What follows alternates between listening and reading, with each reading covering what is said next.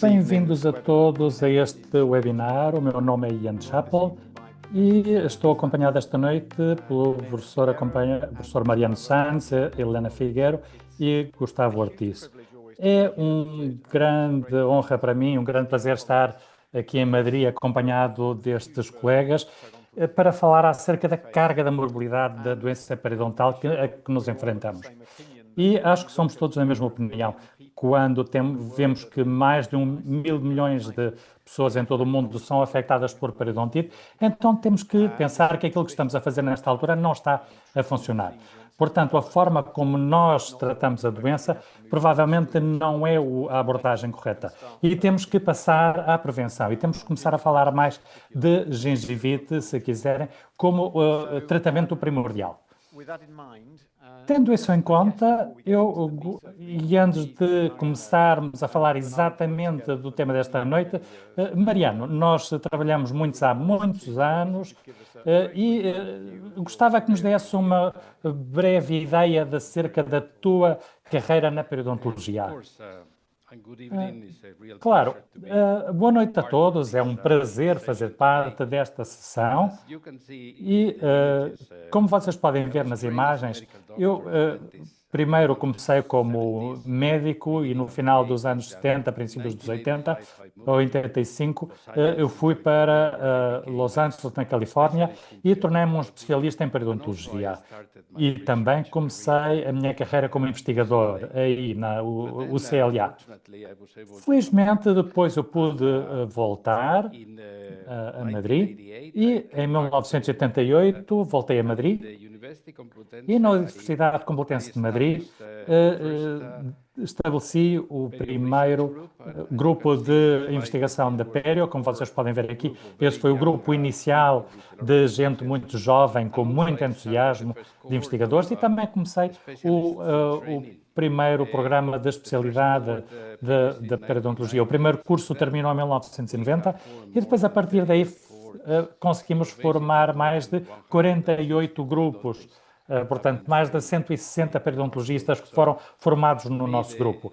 Portanto, para mim, a importância da minha carreira tem mais a ver com a capacidade de ter um grupo fantástico de pessoas à minha volta e à volta do departamento e que hoje em dia estamos a exportar pessoas ou estamos a exportar conhecimentos para todas as partes do mundo. E isto também tem uma grande influência na prevenção das doenças periodontais. Mas eu faço a mesma pergunta, Ian. Será que tu nos podes falar um pouco acerca da tua carreira profissional? Sim, claro que sim. Eu graduei-me em 1986 na Universidade de Newcastle e inicialmente eu comecei estudos em cirurgia maxilofacial, que foi uma grande honra para mim, porque na altura era o centro principal de cirurgia no Reino Unido. Por isso eu tive uma formação muito sólida tanto em medicina como em cirurgia. Lembro-me que fizemos os primeiros, uma série de primeiras investigações, as primeiras cirurgias no Reino Unido. Depois fui para a Universidade de Leeds e fiz os meus exames e tornei-me um membro do College of Surgeons de Glasgow e depois comecei a trabalhar na ciência de laboratório com um grupo de biologia.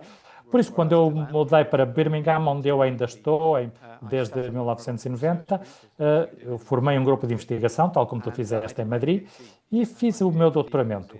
O meu doutoramento tinha que ver com marcadores imunitários, diagnóstico precoce de doenças sistémicas. E tal como tu, Mariano, eu também tive a possibilidade de construir ou de criar uma grande equipa. Eu tornei-me professor titular em 2001 e depois de um ano sabático estive no Centro Foresight, um centro muito reconhecido, onde trabalhei aí nos laboratórios, mas eu estava a fazer investigação em imunologia. E depois, a partir daí, essencialmente, eu pude continuar a fazer crescer esse grupo de investigação e em 2016 tornei-me o decano, o que é sempre um problema quando se trata de investigação, e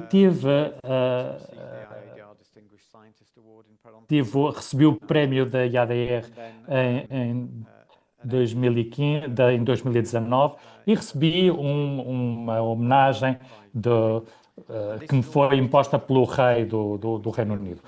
Portanto, nós somos as pessoas que, na verdade, organizam os grupos de investigação.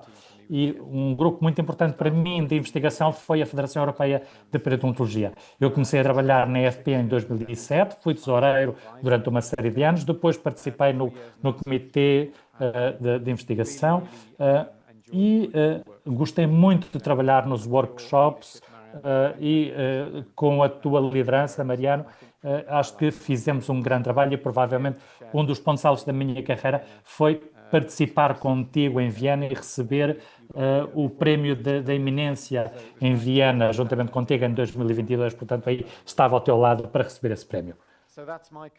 Por isso isto foi a minha carreira, mas acho que agora temos que falar dos aspectos importantes que têm que ver realmente como é que nós podemos manejar esta doença, porque nós temos uma pandemia, temos uma verdadeira pandemia e temos que pensar em utilizar toda a equipa de saúde oral para tratar esta pandemia.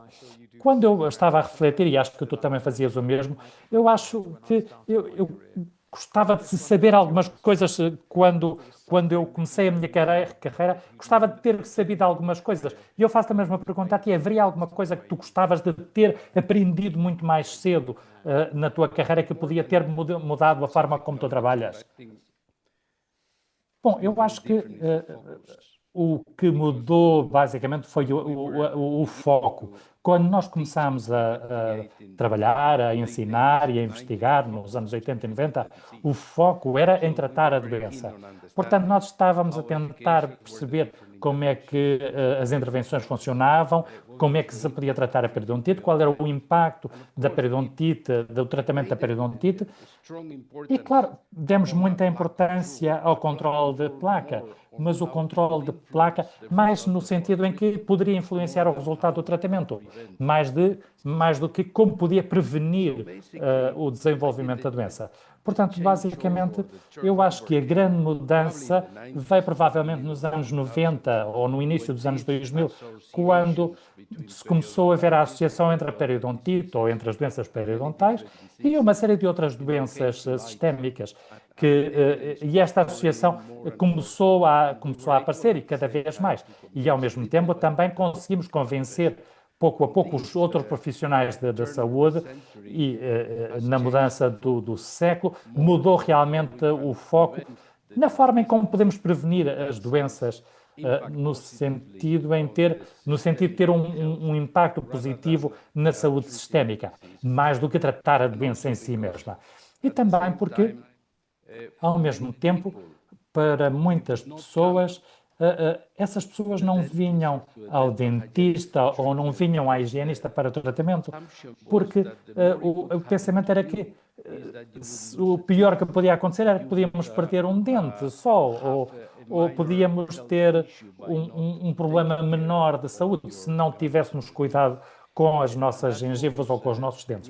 Portanto, a forma como nós olhamos para as nossas gengivas e como olhamos para a nossa saúde oral mudou realmente na mudança do século. Portanto, eu acho que hoje em dia temos uma experiência e fizemos uma grande viagem na forma em como a periodontologia evoluiu nestes últimos 30 anos.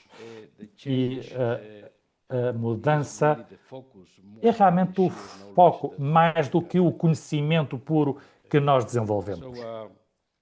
Então, Ian, e tu, como é que tu, o que é que tu achas acerca destes comentários? Bem, eu acho que é parecido ao teu. Para mim, o que eu mais gostaria de ter sabido ao início da minha carreira era a diferença entre o manejo médico e cirúrgico. Tal como tu disseste, os cirurgiões somos treinados para fazer o diagnóstico e para tratar o problema depois de ter ocorrido. Mas o manejo médico ou a gestão médica, a viagem do tratamento começa antes de fazer o diagnóstico. E quando fazemos o diagnóstico, então, prescrevemos um medicamento ou uma cirurgia, ou seja lá o que for. É bastante mais simples. E há formas diferentes de pensar, mas as abordagens são diferentes. As abordagens médicas e cirúrgicas são demasiado tardes. Quando falamos de prevenção, normalmente as pessoas pensam nisto como se fosse uma coisa linear, mas não há. Há muitas formas de prevenção. A prevenção primordial, por exemplo, tem a ver com o desenvolvimento dos fatores de risco antes que a doença apareça. Portanto, isto poderia ser na infância ou com bebês, ou inclusivamente em clínicas materno-infantis. Mas depois a prevenção primária, os fatores de risco já estão aí, vamos tentar corrigi-los antes de aparecer a doença. A prevenção secundária, a doença já apareceu, nós tratamos-la, mas a prevenção secundária, como é que podemos evitar a recidiva da doença? E depois a prevenção terciária tem a ver com prevenir as complicações. Tu já falaste da perda dentária, mas também temos consequências sistémicas que hoje em dia conhecemos com as periodontites avançadas. E há um conceito relativamente novo que é a prevenção quaternária, que tem a ver com a prevenção tem a ver com a prevenção do sobretratamento, porque normalmente receitamos demasiados medicamentos ou fazemos demasiados tratamentos. Portanto, temos de ter um pouco de cuidado nesta última parte também.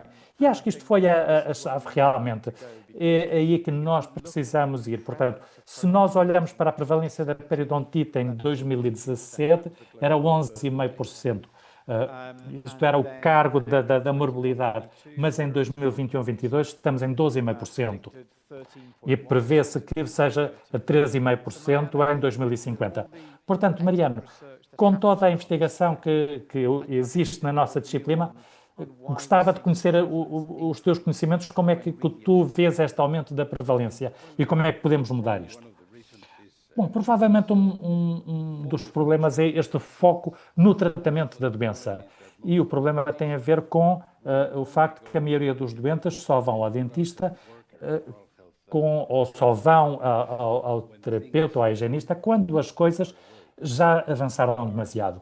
Quando já estamos frente a uma periodontite avançada, que muitas vezes requer um tratamento complexo. E temos que pensar também no acesso aos tratamentos. Portanto, hoje em dia, em termos epidemiológicos modernos, nós distinguimos entre prevalência, que é como é que a doença afeta a população, e a carga da doença ou a carga da morbilidade, que são as consequências das pessoas serem afetadas pela doença. E isto mede-se de forma diferente, como em anos de doença. E nós sabemos que as periodontites avançadas são uma das mais avançadas na lista para a carga da morbilidade ou sobre o bem-estar. E nós também podemos trasladar esta carga de morbilidade a custos económicos ou impactos económicos. Quais são as consequências da saúde pública pelo facto de termos uma prevalência tão alta de periodontite avançada. Portanto, há aqui duas dimensões, uma dimensão populacional e a outra, claro, é a dimensão individual e as consequências para o paciente, para o indivíduo que tem uma periodontite avançada, em termos não só da possibilidade de perder os dentes, mas também o impacto que isto tem na fala, na nutrição, na autoestima, na qualidade de vida.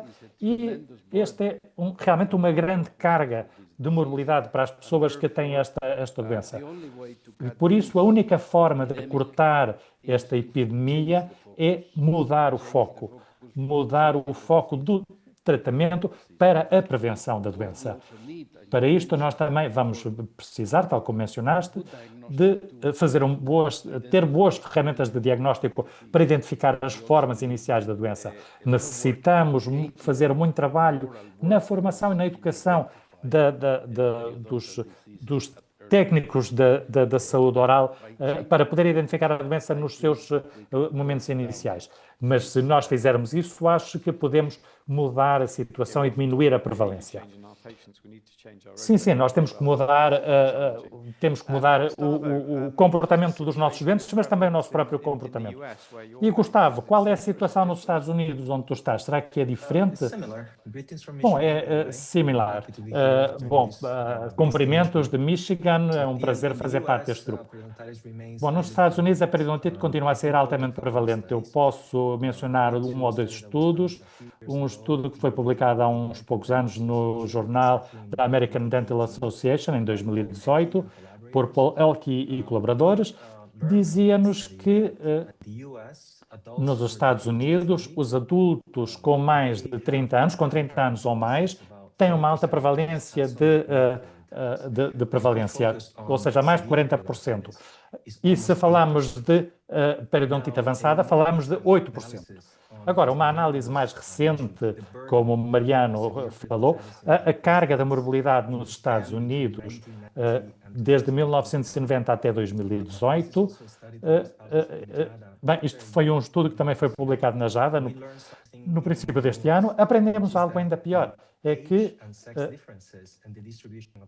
a distribuição da doença na poblação varia, mas a carga da morbilidade é superior nos homens de 50 a 64 anos de idade. E há disparidades regionais. Portanto, há alguns estados nos quais a prevalência da periodontite avançada é especialmente severa. Por exemplo, Nova Iorque, em Califórnia. Surpreendentemente. Outro ponto deste estudo é que nos diz que há uma tendência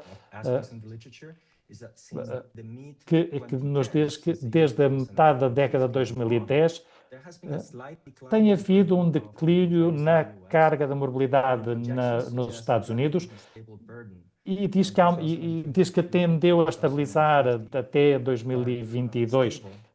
Mas estar estável não quer dizer que esteja solucionado. E tal como disse o Mariano, quando olhamos para os dados globais, estes números são ainda mais preocupantes. Por isso, Ian, nesta linha, eu gostava de fazer uma pergunta. És um especialista em gengivite e a gengivite sabemos que precede a periodontite. Então, será que, como esta é uma doença tão comum, há muitas pessoas que pensam que é normal haver gengivite? Portanto, o que é que tu achas? Qual é o nosso papel como especialistas no tratamento desta doença e na forma como nós podemos transmitir a ideia de que a gengivite é uma doença complicada? Bom, é realmente uma pergunta interessante. Os estudos clássicos de Harold Lowy da gengivite experimental em 1965 mostrou-nos que a placa causa gengivite.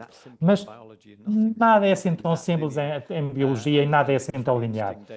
E do meu próprio departamento temos muitos dados. Fizemos um estudo em 1975 que mostrou que biofilme se acumula mais em sítios inflamados do que em sítios não inflamados. Portanto, a gengivite produz placa, ou seja, isto não é linear, não é unidirecional, é como uma relação circular. A inflamação também tem muitas proteínas que vão nutrir o biofilme e o biofilme vai formar mais placa, não é? O grupo de Berna também provou que a persistência de inflamação gengival é um fator de risco significativo para a perda de inserção e também para bolsas mais profundas e para a perda dentária. E depois começámos a apreciar que há realmente consequências sistémicas de gengivite. Sabemos que há incidentes cardiovasculares e há autores que dizem que se temos uma gengivite moderada a severa, temos o maior risco de ter um evento cardiovascular severo. E Filippo Graziani, o grupo de Filippo Graziani, também também investigou os marcadores séricos e especificamente a proteína C reativa. O interessante deste estudo é que havia dois grupos e o grupo da gengivite foi tratado em ambos os grupos, mas num deles explicaram-lhes técnicas de higiene oral ou técnicas de controle do biofilme em casa. E tinham sido feita uma limpeza por um profissional, mas no outro grupo só tinham sido submetidos a uma limpeza profissional. Portanto, ao fim de uns quantos meses, havia um grupo no grupo no qual se tinha feito a instrução de higiene oral, havia uma redução significativa que era mantida no tempo. Portanto, temos que formar os pacientes para conseguir controlar a placa em casa. E alguns autores mostraram que se tratássemos a gengivite e se recuperássemos a saúde e instruíssemos os doentes instruíssemos o doente com higiene oral, portanto, essas instruções de higiene oral mantinham-se no tempo. Em 2015 fizemos um workshop de prevenção e no qual fizemos uma declaração muito forte que dizia que a prevenção da periodontite, o maior fator era a prevenção da gengivite. E o jornal The Economist, ou a revista The Economist, olhou para a prevenção e o seu foco foi em eliminar a gengivite comparado com o tratamento normal da periodontite. E o que o The Economist viu foi que se focássemos na prevenção e se começássemos a tratar a gengivite de uma forma precoce, as poupanças numa década seriam superiores a 8 mil milhões de euros numa década, na Holanda e na Itália. E começamos a ver que realmente os políticos começam a estar interessados neste tipo de prevenção, porque podem fazer muitas coisas com pouco dinheiro. Portanto, isto é realmente importante. Como disseste, Mariano, não é só importante para o indivíduo, como uma pessoa, mas é importante também para a economia e para a sociedade no geral. E falando de guias, Helena, tu escreveste uma série de revisões sistemáticas para os workshops da Federação Europeia de Pério e para a guia de tratamento clínico da EFP, dos estadios 1 a 3 da periodontite, e tu preparaste muito bem essas revisões sistemáticas. Será que nos podes falar um pouco acerca de porque é que o controle mecânico de placa é o ponto mais importante que temos que conseguir fazer corretamente, mas porque é que isto não é suficiente para alguns pacientes e porque é que alguns pacientes precisam de tratamentos coadjuvantes com antissépticos e o que é que isto significa realmente para ti? Boa noite a todos, este é realmente um prazer estar aqui com todos vocês e estar acompanhado por estes gigantes do mundo da periodontologia. Portanto, vamos agora focar um pouco a pergunta. Portanto, já mencionamos que o controle do biofilme mecânico autorrealizado é realmente o ponto mais importante para tratar a gengivite e para prevenir a gengivite e prevenir a periodontite. Mas o problema é que alguns doentes não é suficiente. E não é suficiente porque os pacientes não sabem fazê-la corretamente e não dedicam suficiente tempo à escovagem, quase não utilizam escovilhões interdentários e, no fim de contas, há uma tendência para voltar aos níveis de placa iniciais que tinham antes do tratamento. Portanto, no fim de contas, acabamos por não ter um controle do biofilme correto. E mais importante ainda é que o controle mecânico do biofilme não controla todos os biofilmes orais, unicamente os biofilmes dentários. Por isso, é muito importante também focar nesse aspecto. Por isso, para conseguir controlar os problemas desse controle mecânico do biofilme, necessitamos juntar alguns tratamentos coadjuntos que deviam ser recomendados nesses doentes que não são capazes de chegar aos níveis adequados de controle de biofilme só com a utilização de escovagem ou interproximais. E isto pode ser utilizado de uma forma localizada, ou seja, colocação por um profissional de um antisséptico dentro de uma bolsa, ou utilizado de uma forma tópica, por exemplo, como doente, com bochecho, de uma forma supragengival. O que é que a evidência atual nos diz relativamente à utilização de agentes antissépticos em termos de gestão do biofilme e da inflamação? Bom, temos muita informação, mas temos que distinguir entre um antisséptico e um desinfetante no tratamento da gengivite. Quando falamos no tratamento da gengivite, sempre falamos de agentes antissépticos. Isto significa que são aplicados e que são substâncias que impedem o desenvolvimento de micro-organismos, mas que são aplicados sobre um tecido vivo, neste caso sobre uns tecidos humanos. Mas, por outro lado, temos os desinfectantes que são utilizados sobre superfícies inanimadas, objetos inanimados. Portanto, nós aqui vamos falar sempre sobre agentes antissépticos. A evidência que nós temos para estes agentes antissépticos começou em 2015, num workshop que tu já mencionaste, o workshop da EFP, que se focava na prevenção. Mas começávamos aí a falar a sério nas revisões sistemáticas e começámos a focar nos ensaios clínicos randomizados que focavam justamente na utilização de agentes químicos como coadjuvantes no tratamento da gengivite. Nós publicámos estas revisões sistemáticas e a partir daqui publicámos uma série de outras revisões e vimos que há pelo menos 70 ensaios clínicos aleatorizados que nos diz que há muitos estudos, muito mais do que noutras áreas, e nestes estudos vemos que há mais de 6 mil pacientes no grupo teste e mais de 6 mil pacientes no grupo de controle. Portanto,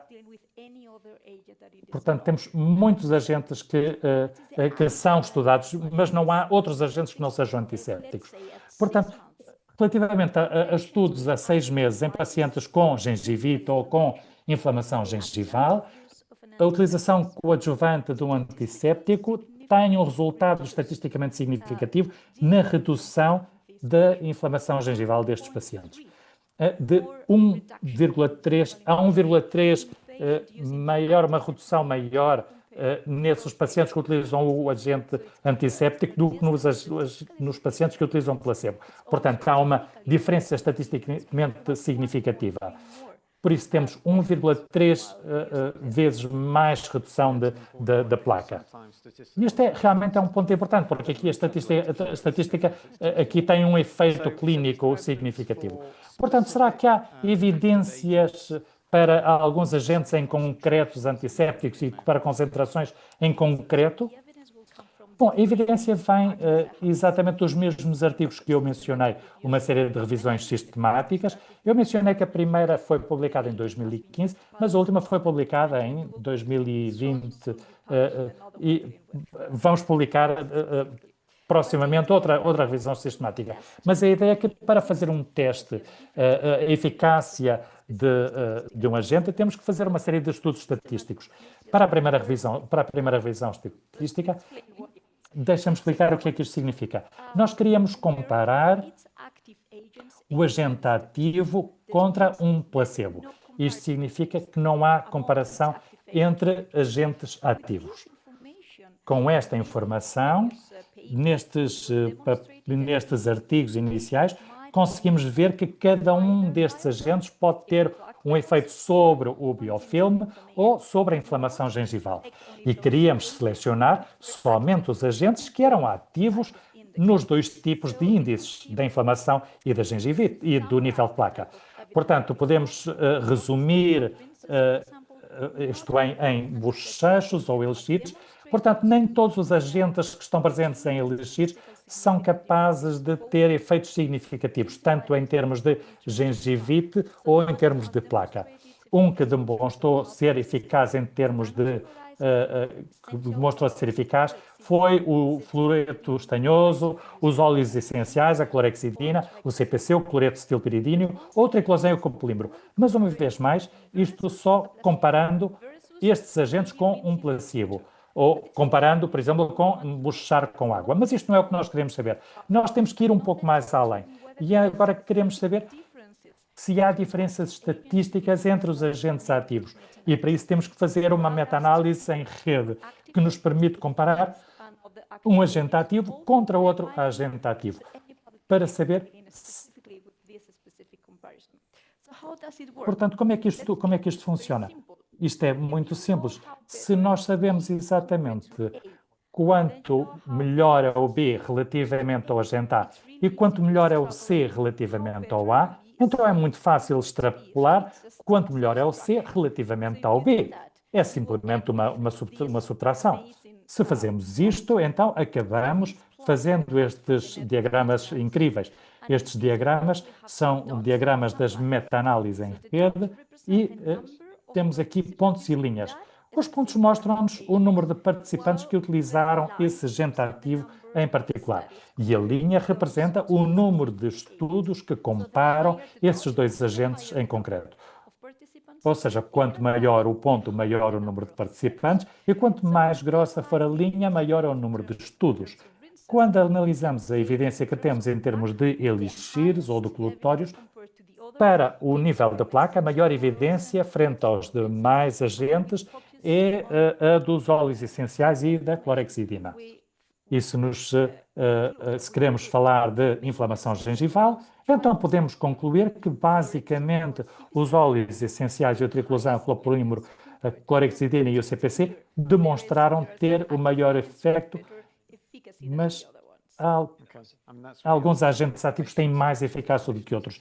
Isto é muito útil realmente para os pacientes e para os clínicos, não é? Gustavo, tu trabalhaste clinicamente e também no mundo académico, o mundo universitário, tanto na Europa como nos Estados Unidos. Que tipo de pacientes é que achas que beneficiariam mais a utilização de antissépticos? E como é que a equipa de profissionais da saúde oral podiam identificar esse tipo de pacientes? Bom, simplesmente gostava de acrescentar uma coisa ao que disse a Helena. Há um consenso geral na comunidade de medicina dentária, é que a utilização de elementos coadjuvantes, como colutórios, não são só um substituto para a eliminação do biofilme, mas podem ser muito úteis para muitos pacientes, como complemento a outros tipos de controle de placa, como seja a escovagem dos dentes ou até a utilização dos escovilhões interproximais ou o fio dental. Mas, tal como se disse, isto não pode ser a mesma receita para toda a gente, não é um tamanho único.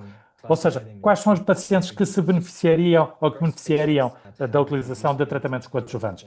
Há vários grupos. Portanto, primeiro, os pacientes têm uma menor capacidade de fazer um controle de placa efetivo, e isto pode ser devido a problemas físicos, problemas de destreza manual, ou também pacientes pouco colaboradores porque não estão suficientemente motivados, ou com problemas psicológicos ou problemas de conduta.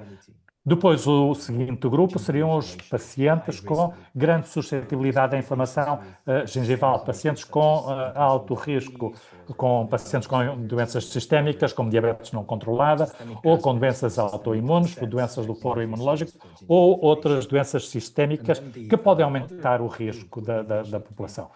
E depois o outro grupo seriam os pacientes com fatores locais que podem ser características anatómicas desfavoráveis, apinhamentos, aparelhos de ortodôncia ou até próteses que não foram muito bem desenhadas e podem ser que seja muito difícil a limpeza ou pode fazer com que seja muito difícil para esses doentes conseguirem uma limpeza correta da sua boca. Então, como é que nós podemos identificar esses doentes na prática clínica? Bom, em termos de resumo, temos que avaliar a capacidade que os pacientes têm, se têm a destreza suficiente e o acesso às zonas corretas para controlar o biofilme até um nível correto. E se realmente cumprem ou se têm uma aderência a esses padrões que nós desejamos. Necessitamos fazer uma monitorização constante dos sinais clínicos da inflamação, como sejam os sinais visuais da inflamação, de eritema, o edema, e persistência do sangramento, a presença de placa, com reveladores de placa, podemos ver se o controle de placa é consistente ou se varia ao longo do tempo. E, por último, também temos que pensar no contexto geral do paciente, qual é a trajetória desse paciente. Será que tem uma história de periodontite prévia ou será que estes pacientes são colaboradores que são irregulares? Quando falamos das recomendações que lhes demos e que lhes dissemos que têm que vir às consultas de manutenção. Portanto, isto foi muito útil. Muito obrigado, Ian. E agora, Helena, temos que falar de formatos e de formulações. Podes-nos falar um pouco acerca de como é que se comparam os diferentes agentes entre si? Sim, claro que sim. O importante é que, desde um ponto de vista epidemiológico, toda a gente utiliza pasta dentífrica ou faz escovagem. Portanto, quando portanto, em todos os outros aspectos, os dentífricos vão ser melhores do que os dentífricos, porque têm uma melhor farmacocinética, são independentes da capacidade do doente para realizar uma boa escovagem, e isto é muito importante, especialmente em alguns pacientes, como o Gustavo mencionou, pacientes com uma destreza limitada. Portanto, nestes pacientes, os colutórios vão ser muito úteis. São também, os colutórios conseguem chegar a áreas que são muito difíceis de chegar dentro da cavidade oral, especialmente as amígdalas, por exemplo, e são muito fáceis de ser utilizados e são muito bem aceitos pelos pacientes. Portanto, tal como mencionei, há muitas vantagens na utilização de utilizar um bochecho ou um colutório. Mas não nos podemos esquecer que cada vez que pensamos num agente ativo em concreto, esses agentes são formulados de uma forma concreta. Por exemplo, quando pensamos no fluoreto estanhoso, está quase sempre formulado na forma de uma pasta. Quando falamos do CPC ou da clorexidina, quase sempre está formulado como um elixir. Mas quando pensamos em óleos essenciais, ou clorexidina, ou CPC, como o cloretilpiridina, como eu disse, são quase sempre formulados como bochechos ou como colutórios. Portanto, a EFP, a Guia de Tratamento Clínica da EFP, da periodontite, quando nós vamos ao tratamento periodontal de manutenção, está realmente focada naquilo que pode ser utilizado durante este período. E nestas situações, menciona-se na guia de tratamento que, se vamos utilizar algum tratamento coadjuvante, deveríamos utilizar um antisséptico. Esqueçam outros agentes químicos, porque não há evidência. Mas se vamos falar de um antisséptico, nesses pacientes com destreza limitada, e especialmente clorexidina, óleos essenciais ou CPC, são realmente os que são recomendados pela guia de tratamento da EFP. Por isso, quando falamos de bochechos, eu vou-te perguntar uma coisa, Ian. Há muita informação dúbia acerca da utilização de bochechos. Quando é que deveriam ser utilizados ou quando é que os pacientes deviam utilizar um bochecho com água? Então, Ian, será que nos podias dizer algumas coisas? Qual é a evidência mais recente relativamente a bochechos e o que é que devíamos dizer aos nossos pacientes? Qual é acerca da evidência científica que existe atualmente? Bom, realmente isto é complicado porque a confusão aparece devido aos diferentes estudos de investigações. Há alguns estudos que utilizam enxuagues ou bochechos imediatamente após a escovagem. Há outros estudos que utilizam tempos diferentes para os bochechos. Por isso, nós precisamos olhar para a evidência, entender a investigação e questionar o que é que cada um dos estudos está a tentar investigar e ver como é que isso se pode adaptar aos nossos doentes. No Reino Unido, nós temos uma coisa chamada Delivering Better Oral Health, ou seja, seria a Bíblia para a higiene oral dos pacientes. E isto estaria baseado no grupo Cochrane, nas revisões sistemáticas do grupo Cochrane, que faz um pouco umas guias de tratamento e faz isto de uma forma muito fácil de entender para os doentes. Portanto, o conselho que todos os alunos aprendem é que as pessoas devem cuspir, mas não devem bochechar com água. Portanto, a pasta dentífrica contém flúor e se para além disso o paciente fizer um bochecho com um líquido, com um colutório que contém flúor, então temos um benefício adicional. Agora, se fazermos um bochecho com água, vamos diluir o benefício da pasta, do flúor que existe na pasta dentífrica. Portanto, o que nós devemos fazer houve uma série de estudos que foram feitos que mostrou que se utilizamos um bochecho com flúor imediatamente após a utilização de uma pasta dentífrica, o que nós vamos fazer é que o flúor vai estar mais biodisponível e o Bob Tenkate fez um estudo muito bom em 2010 e disse que o flúor vai ser retido na mucosa e na saliva, portanto podemos ter um benefício acrescentado. com a utilização concomitante destes dois produtos. Por isso, nós temos de ter um certo cuidado acerca das mensagens que nós transmitimos aos doentes. A última mensagem deste grupo é que devemos cuspir e não devemos lavar a boca com água a seguir à escovagem. E o grupo que vocês viram aqui neste slide anterior tem aí um código QR que vocês podem ver, que publicou umas publicações muito claras relativamente a essa confusão que temos acerca da utilização dos colutórios. Mas, Gustavo, vamos voltar a falar contigo. Eu acho que a maioria, inclusivamente os prostoloncistas, podem admitir que a base da saúde oral ou a base da saúde geral é um periodontoção. Ou melhor, a saúde oral está na base da saúde geral. Não é preciso ser periodontologista para reconhecer isto. Portanto, se olharmos para o papel dos educadores, dos formadores, dos dentistas e das higienistas, que têm um papel importantíssimo na comunicação do métodos de prevenção, alguma vez foi tão importante como na atualidade?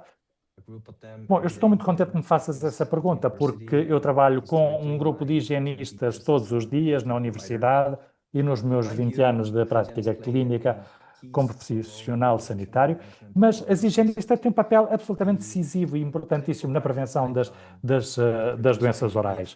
As guias da prática clínica, publicadas pela Federação Europeia de Pério, que tu acabaste de mencionar, dão prioridade à parte de prevenção no comportamento, na modificação da conduta, no controle do biofilme e também no controle dos fatores de risco. E o paciente deve estar acompanhado no fim do tratamento por uma manutenção personalizada. Portanto, isto tem tudo a ver com o papel das higienistas. As higienistas não são atrizes secundárias. Elas são realmente as líderes que multiplicam as nossas forças quando se trata de prevenção. Cada vez que eu penso em quais seriam as recomendações para reforçar a relação com o conjunto das higienistas, podíamos basear-nos em 3 pilares fundamentais. O primeiro seria fazer com que se possa medir a prevenção dentária, fazer com que a prevenção seja mensurável. Temos que animar as higienistas a que utilizem sistemas de medição simples e consistentes, índices de placa, índice de sangramento, que são isto também para ver que o paciente cumpre e para que se possa também personalizar tratamentos personalizados relativos aos riscos do paciente. E o outro campo seria basear as nossas técnicas de prevenção no risco, porque, tal como se disse antes, nem todos os pacientes necessitam a mesma intensidade e a mesma frequência de tratamento. Idealmente, isto daria origem a uma cultura em que a equipa clínica faria uma triagem do paciente baseando-se no risco e na capacidade do paciente de manter uma higiene oral correta em casa e depois utilizar um programa de prevenção consistente adaptado a essa pessoa em particular. E por último, creio que é muito importante também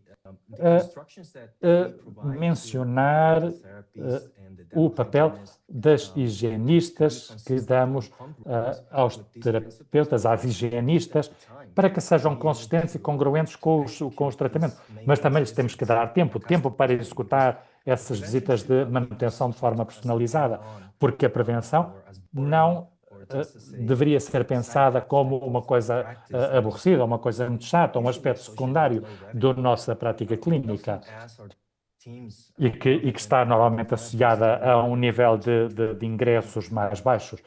Mas as higienistas necessitam tempo suficiente e infraestrutura para fazer o seu trabalho. Portanto, temos que lhes dar as ferramentas para poderem trabalhar. Têm que poder trabalhar de uma forma consistente e temos que lhes dar as ferramentas. Ou seja, temos que reforçar as competências destes profissionais e temos que apoiá-los em tudo aquilo que pudermos. Bom, eu realmente gostei muito dessa prevenção baseada no risco, porque isto tem tudo a ver com o tratamento personalizado. E nesse aspecto as higienistas são realmente ótimas. Agora, vamos falar de um aspecto um pouco diferente, porque, Mariano, ultimamente passaram muitas coisas a nível estratégico com a OMS e no Parlamento Europeu, e outras instituições. Eu recordo que há uns anos atrás, tu e eu e o Maurizio Tonetti e outras pessoas fomos à Organização Mundial de Saúde, e falámos com o diretor do Departamento de Doenças Não Contagiosas ou Não Transmissíveis e tentámos aí falar um pouco das doenças da saúde oral. Mas em 2024 ou 2025 tivemos a maravilhosa afirmação da OMS que diz que não há saúde sem saúde oral. E isto é absolutamente incrível para nós e é muito poderoso. Mas podes-nos falar um pouco acerca de porquê que demoramos tanto tempo até chegar a este ponto? Bom, eu acho que foi preciso muito tempo, porque quando estivemos aí há 15 anos atrás, eh, nós queixámos realmente de que quando víamos a página web da OMS, da OMS, eh, víamos os estilos de vida saudáveis, mas que toda a gente conhece. Mas aí falava-se de controlar o peso, falava-se de não fumar, fazer exercício, inclusivamente se falava de ter uma vida sem stress como condutiva a um estilo de vida saudável. Mas nós queixamos acerca da higiene oral. Será que isso não faz parte de um estilo de vida saudável? E a Organização Mundial de Saúde nunca incluiu a saúde oral nos estilos de vida saudáveis. Portanto, finalmente, ao fim de todos estes anos, podemos dizer que, sim, fizeram um grande avanço, na minha opinião, nesta declaração de que não pode haver saúde geral sem saúde oral, porque realmente mudaram o foco para a saúde em vez da doença e mudaram o foco também para a combinação da saúde oral como um pré-requisito para a saúde geral. Portanto, acho que ainda temos muito caminho para percorrer. Eu ainda não percebo como é que a higiene oral não faz parte de um estilo de vida saudável, de acordo com a OMS, mas, mas está tão claro, de acordo com a evidência científica, que a saúde oral faz parte ou é a base da saúde geral. E coisas como ter uma vida sem stress, claro que podíamos identificar como ter um estilo de vida saudável, mas este provavelmente tem menos impacto e há menos evidência no impacto desse stress do que manter uma saúde oral correta. Por isso eu acho que isto é realmente um grande avanço, mas também acho que nós, como especialistas da saúde oral, temos que continuar a falar disto e temos que continuar a fazer com que seja ainda mais evidente que não há saúde geral sem saúde oral. Bom, realmente isto é muitíssimo importante e temos que dar crédito à Organização Mundial da Saúde, realmente no avanço que eles fizeram nestes últimos anos e ver como a saúde oral está a aparecer e como está a aparecer como um fator fundamental para a saúde geral. Portanto, se nós temos que lavar o nosso corpo, faz todo o sentido também que tenhamos que lavar os nossos dentes, não é? Portanto, aqui é um ponto importante. E aqui o ponto-chave é que como é que os clínicos podem comunicar esta ligação entre a saúde oral e saúde geral? Como é que eles podem fazer isto? Bom, eu acho que isto é realmente muito importante. Eu acho que temos que pensar que os profissionais da saúde oral, com os seus distintos níveis, não só os clínicos, mas também, como falámos antes, com o Gustavo, com as higienistas, com os formadores, todos eles são parte da cadeia de promoção da saúde oral. Não se trata só de tratar a doença, isso é só uma parte do trabalho, mas creio que a comunicação e na promoção e a promoção da saúde oral não são uma parte concreta, ou seja, seria um conjunto. Ou seja, os trabalhadores da saúde oral também deviam formar parte da promoção desse estilo de vida saudáveis, deviam ajudar na controle do tabaco, deviam ajudar na melhor nutrição, para termos um estilo de vida mais saudáveis. Quando esses hábitos de vida saudáveis estão ausentes, são muito importantes para o aparecimento das doenças não transmissíveis. Mas o ambiente da saúde oral é um ambiente que é ótimo para a população em geral, porque vão muito mais vezes aos dentistas do que vão aos centros de saúde. Por isso, os profissionais da saúde oral deveriam identificar de uma forma mais correta os pacientes de risco e esta prevenção baseada nos riscos devia ir não só dirigida no tratamento dos dentes e das gengivas, mas devia levar os doentes aos seus médicos para poderem avaliar melhor os seus riscos de saúde geral. Isto, de uma forma geral, vai promover a comunicação e a ligação entre os profissionais da saúde oral e os profissionais da saúde geral. Por isso, eu acho que nós somos todos profissionais sanitários, independentemente de se trabalhamos na boca, ou nos olhos, ou no trato, ou no sistema gastrointestinal. Mas, sim, tens toda a razão. E eu acho que vamos ver realmente uma mudança na forma como comunicamos com os nossos colegas da saúde geral. Portanto, em termos de tempo, temos que ir fechando este webinar. E agora vou-te fazer um desafio. Primeiro a Helena, depois o Gustavo e depois o Mariano, relativamente aos 3 pontos-chave para transmitir às pessoas que nos escutam em casa. Quais são os 3 pontos principais? Bom, não é fácil, não é uma tarefa fácil, mas vamos tentar resumir. Vamos começar por dizer que o tratamento da gengivite é a melhor forma de tratar ou de prevenir a periodontite. Ou seja, em segundo lugar, a melhor forma de tratar a gengivite é com um controle mecânico de biofilme. Mas às vezes isto não é suficiente. Como acabamos de ver, há alguns fatores gerais e locais que afetam os fatores específicos do doente. Agora, tendo reconhecimento desses fatores locais e gerais, temos que utilizar de algum coadjuvante. E nem todos os agentes coadjuvantes têm a mesma eficácia, portanto, vamos centrar-nos em alguns deles. Vamos lembrar-nos que os colutórios com óleos essenciais são capazes de reduzir a placa e reduzir a gengivite, que é, no fim de contas, aquilo que nós queremos. Queremos prevenir a periodontite. E por isso, eu resumiria assim. Muito bem, Gustavo, os teus 3 pontos, por favor. Bom, em primeiro lugar, voltando à primeira pergunta que me fizeste, Ian, não deveríamos subestimar este problema.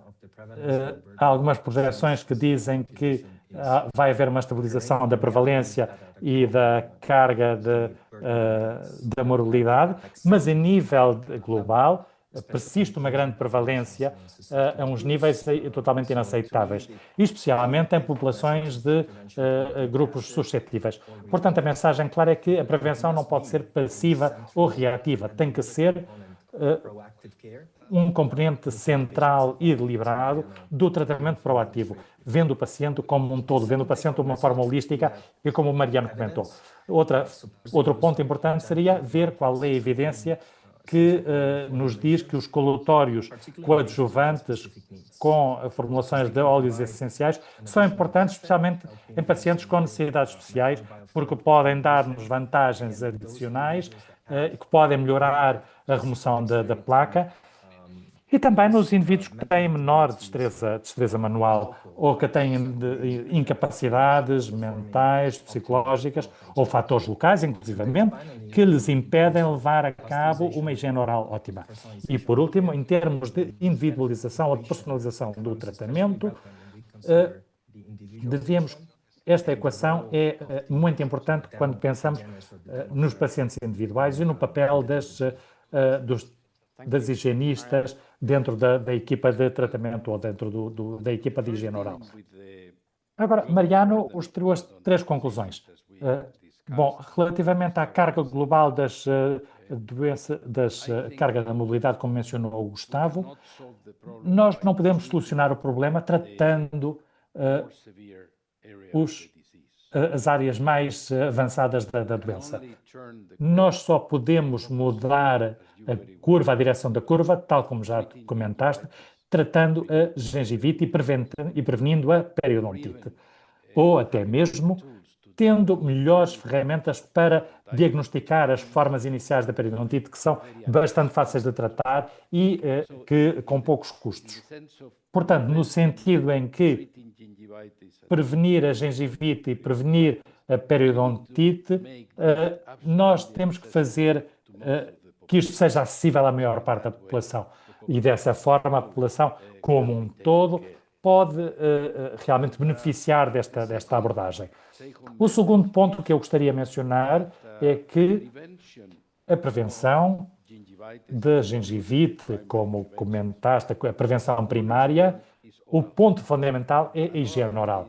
E a higiene oral é um termo genérico que inclui tratar das expectativas do paciente, entender as motivações do paciente e escutar ao paciente de forma a que se quede numa situação confortável ou cómoda para poder falar da sua higiene oral. E, finalmente, proporcionar aos pacientes as ferramentas mecânicas, químicas, as ferramentas necessárias para esse doente para poder fazer esse controle mecânico. Mas nós não devíamos falar de pacientes, nós devíamos falar de pessoas, porque pacientes ou doentes são termos mais universais. E, finalmente, o terceiro aspecto que eu gostaria de comentar é que a Organização Mundial de Saúde já disse que não há saúde geral sem saúde oral. E, nesse sentido, nós temos que unir o paciente como um todo e o seu risco para doenças sistémicas tem que estar unido à sua saúde oral e tem que estar na base deste tratamento baseado nos fatores de risco, enfatizando sempre os modos de vida saudáveis que deveriam incluir sempre umas técnicas de higiene oral. Bom, eu vou-vos dizer agora os meus 3 pontos fundamentais. O primeiro é o cuidado personalizado, ou tratamento personalizado. Nós falamos dos 3 Bs. O B, o comportamento. Portanto, nós temos que falar de planos de tratamento individualizados. E também temos que mudar o paradigma da periodontite para a gengivite, e foi uma coisa que todos mencionaram. Acho que todos estamos de acordo. Acho que devemos ter também uma mente aberta, porque durante muitos anos eu ensinei unicamente com controle mecânico de placa, unicamente, e à medida que a evidência vai aumentando, nós temos que melhorar e temos que manter uma mentalidade aberta, e se a evidência nos diz que os coadjuvantes mecânicos e químicos se dão uma vantagem aos pacientes, então temos que mudar a forma de pensar e a forma de atuar. Então, acho que é a altura de fechar este seminário. Foi um prazer extraordinário ter esta conversa com os meus 3 grandes colegas que tenho aqui, e é importante reconhecer que a carga da morbilidade é enorme e temos que fazer algo para isto. E para prevenir estas doenças, e se ignoramos a gengivite, então nós sabemos dos trabalhos da economia, sabemos que vai haver uma redução nos anos em saúde e vai haver um aumento nos custos de saúde, porque a periodontite é mais difícil de tratar. Acho que a situação política está a nosso favor atualmente, e eu fiz aqui uma nota, tomei aqui uma nota que isto foi o que aconteceu nos últimos 5 anos. Em 2021, a Revolução Global da Saúde Oral. 2022, a declaração da OMS. Em 2023, também pela OMS, uma estratégia de tratamento. E em 2024, a declaração de Bangkok. E em 2025, temos as Nações Unidas, umas reuniões das Nações Unidas de alto nível, que dizem que as doenças orais são incluídas nessa declaração pela primeira vez, o que é realmente importante.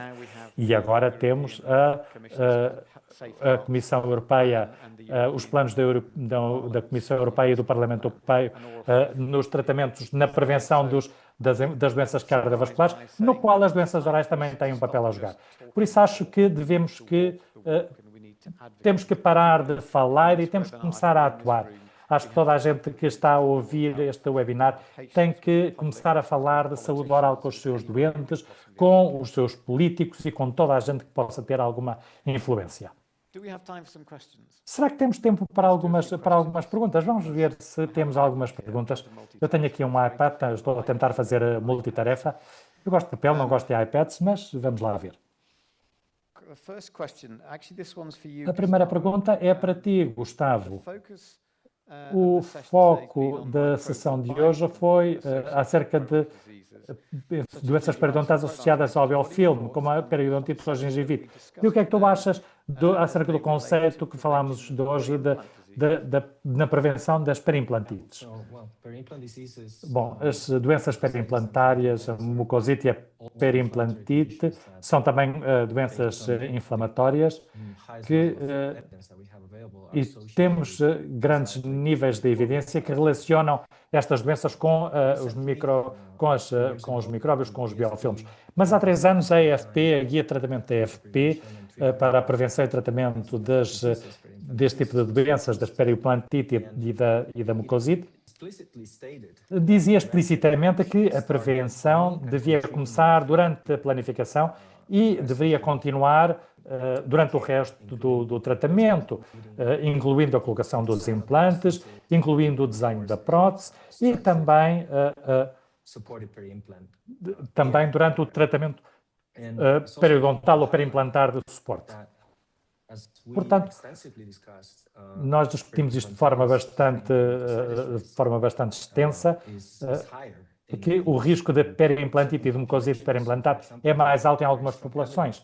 Por exemplo, temos evidência muito forte que diz que o risco de periimplantite é maior em pacientes que têm uma história prévia de periodontite e pacientes que não vão às consultas de manutenção periodontal. Portanto, isto está relacionado diretamente com o conceito de que os pacientes que estão em maior risco também poderiam beneficiar não só de uma terapia mecânica autorrealizada para a ruptura do biofilme, mas também podem beneficiar, em algumas situações, da utilização de coadjuvantes. E devíamos aumentar o nível do controle do biofilme. Mas, uma vez, utilizar estes coadjuvantes não como substitutos, mas como complementos. Muito bem. Mariano, outra pergunta para ti. Como é que achas que devemos reverter esta tendência global de alta tendência ou alta prevalência da periodontite? Eu acho que já respondeste. Bom, ou pelo menos já fiz um comentário acerca disso. Ou seja, posto isto em termos claros, se pusermos todos os nossos esforços, ou se fizermos um grande esforço em tratar estes 10% que têm uma periodontite avançada, vai ser muito caro, e a maior parte das pessoas não vão ter acesso a esse tratamento complexo. Portanto, o foco para inverter a tendência a médio e a longo prazo, não a curto prazo, é que temos que mudar o foco, tal como comentamos, para tratar a gengivite e identificar os casos mais iniciais da periodontite. Ou seja, temos que aumentar a capacidade ou o conhecimento da população em geral. Helena, tenho uma pergunta para ti. E vamos fazer com que esta seja a última pergunta. Há alguns efeitos negativos relativamente aos agentes químicos que podem ser utilizados coadjuvantes. Quais são os mais relevantes, esses efeitos secundários, e qual é a sua prevalência? Muito obrigado pela pergunta. Vou fazer o melhor para responder. Bom, temos alguma evidência realmente, porque nós fizemos uma revisão sistemática para o último workshop que fizemos para o tratamento da gengivite e focámos especialmente nesta pergunta que tinha sido mencionada nas guias anteriores. O que nós observamos é que nestas revisões sistemáticas, de 70 estudos clínicos aleatorizados que também lidavam com gengival, não foram os mesmos que eu mostrei antes, acerca da inflamação gengival, mas lembra-se que estes estudos têm 6 meses de seguimento e a prevalência de efeitos secundários foi muito inferior àquilo que eu esperava, ou àquilo que a evidência que nós tínhamos antes. Portanto, quando voltamos a estes ensaios clínicos aleatorizados, nós vemos 3 tipos de efeitos colaterais. Alguns relacionados com os dentes, alguns relacionados com os tecidos moles e outros com efeitos sistémicos. Em termos de dentes, de efeitos relacionados com os dentes, a maior parte dos agentes antissépticos tem uma prevalência muito baixa, menos de 3%, exceto para a clorexidina, que tem uma prevalência de 60% para manchas, para a presença de manchas, que todos já conhecemos. Relativamente aos tecidos moles, a maior parte dos estudos ou dos ensaios clínicos aleatorizados com seguimento a 6 meses não relacionavam, não mencionavam nenhum efeitos colaterais.